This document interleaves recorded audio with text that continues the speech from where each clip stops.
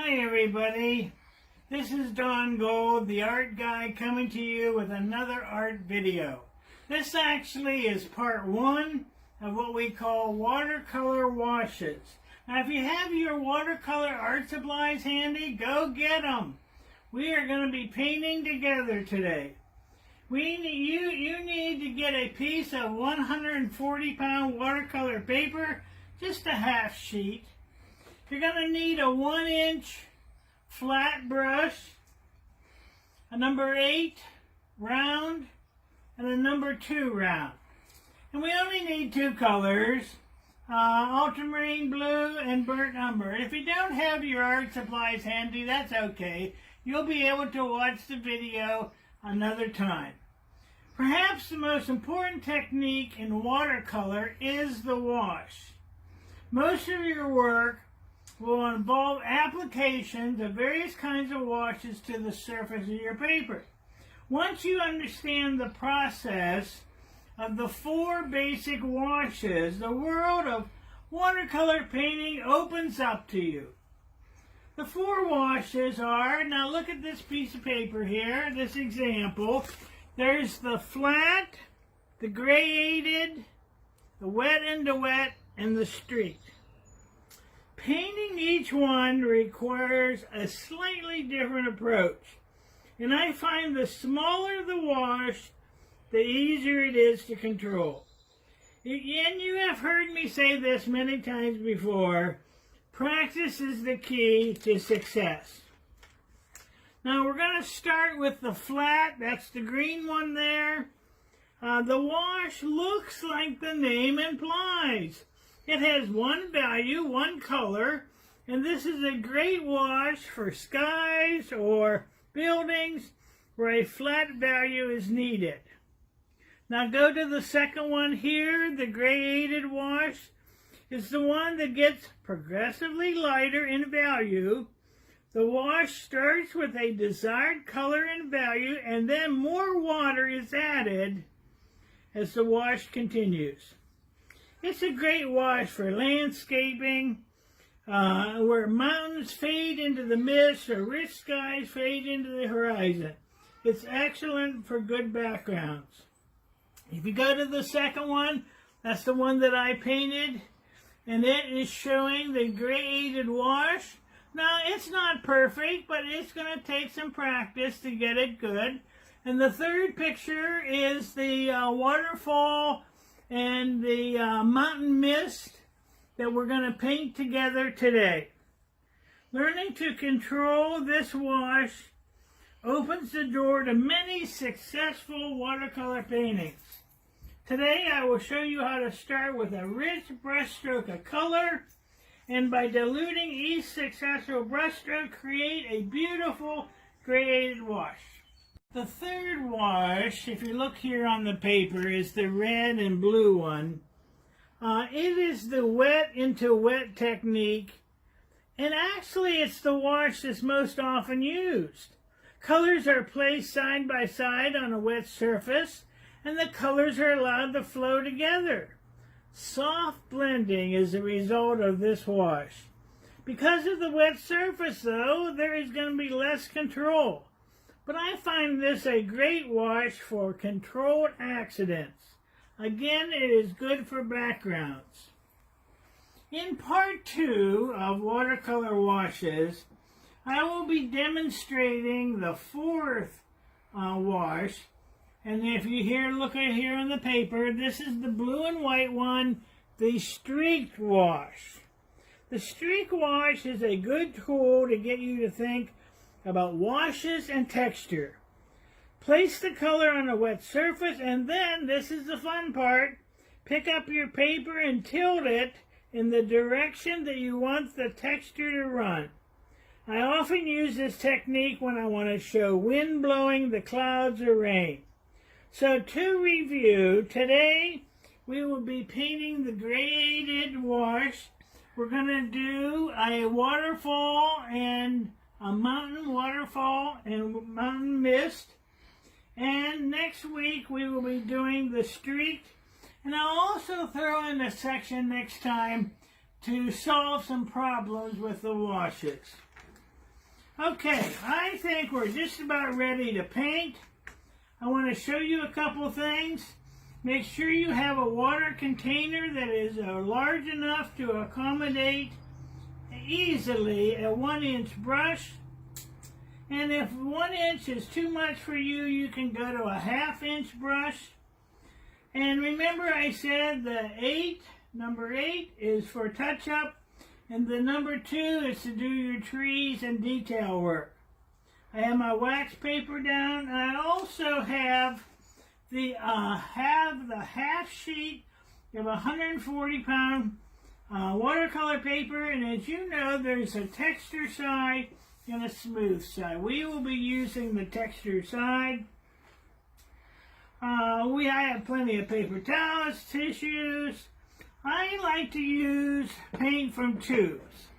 The colors come out thicker, and then using pan paint. Remember, watercolor paint is very concentrated, so we just need a smear. And I have a foam plate here, that's my palette. And you can actually, if you want to paint later, put another paper plate over that. It'll keep your paint moist, or use the spritzer bottle to freshen it. So let's paint. Okay, listen everybody, we're going to do this together. Now I want to move over here just for a second. We are going to be painting, that's the picture, the mountains, waterfall, and mist. I always like to tell people what we're going to do before we actually do it. We're going to be working on a 1/2 sheet of watercolor paper. Now here's the most important thing. The paper has to be dry. Do not wet the paper to do this wash. We're going to use our 1-inch brush. The first stroke is going to have a lot of color. Okay. But here's the hard part. The hard part is either you have too much paint or not enough paint. And I'm going to demonstrate that in a second.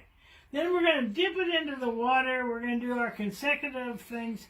But here's the thing. The most important thing is not too much water. Okay? All right, let's get down to painting. What we're going to do here is we're going to start with the blue. Take just a dip of water. Take some blue. On the top here, if you look at our mountain mist, on the top of there is a nice blue color. This is a flat wash. And we're going to use this as our sky. Later, when it's dry, you can lift off your clouds. Okay, now we're going to turn it around. Just a touch of water. We want to get as strongest color as we can. See here, it's a little dragging a little bit. All you have to do is just have a touch of water and it'll flow nicer. Okay, here we go. A touch of water. See how it has been diluted? Take another one. Do not stop because you could have a line there. We only want to remember, for the picture, we want to go halfway. The last stroke should be almost clear water. Okay, now we turn this around. Normally I'd go and wash this brush, but I'll tell you what we're going to do now is we will go to a different brush. We'll go to our just a touch of water, our burnt umber. Remember, this is the sky, so we're going to put in our mountains, like this. We left water for the waterfall, and we're going to do the touch of water. Now, then we're going to be careful here, not too much paint. Keep a little room for the waterfall. Okay, now, what I would do is I'd touch my paper towel, and see what happens. It gets diluted. Make sure you have a little bit of something interesting for the waterfall. And that's it. Normally I'd wait till this is completely dry to put in the details, but for all intents and purposes today, I'm going to try to show you just some ideas on how to finish the painting. One is I take a little bit more color, and you see here at the top of the mountain, put in a little bit of color, and mine is just a little bit too washed out for my liking. And there's also some texture up there for the mountains, so you might want to put in a little bit of texture.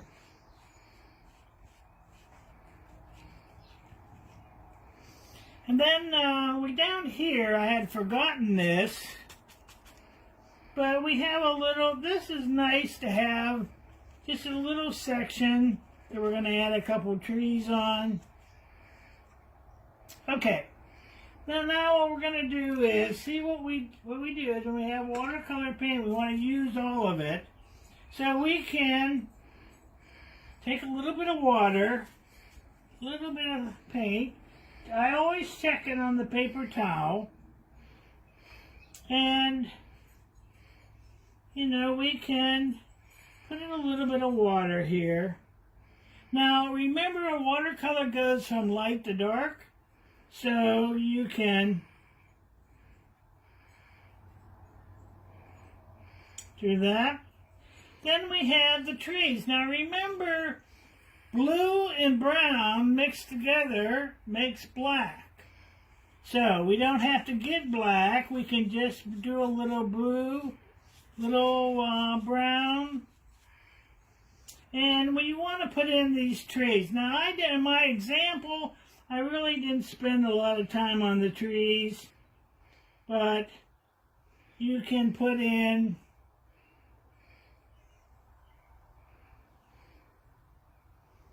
and like I said, doing the details is the fun part of the painting. And then these longer trees, now be careful, like I said, make sure the paint is not too wet. But I have here, we have the tree here. And remember, these are scraggly trees. And, you know, they're not always perfect. So you can do those carefully or whatever. And then what I like about this is you can add a little bit of water and you can kind of even put in a little bit darker area behind the trees. And like I said, this is the fun part. You can and remember, the trees that are the closest to the viewer are going to have the most detail. And the ones that are behind, you know, they have, they're kind of misty. Okay, and like I said, you can make it your own. I just want to say one more thing. Be sure to tune in next week for part 2 of watercolor washes. We're going to do the streak wash painting. We're going to do that together. And I also have a section on how to solve some problems. If you are doing the washes and it's not working for you, I have some good ideas for you. So if you tune in next week for watercolor washes, I am sure it'll make you a better artist.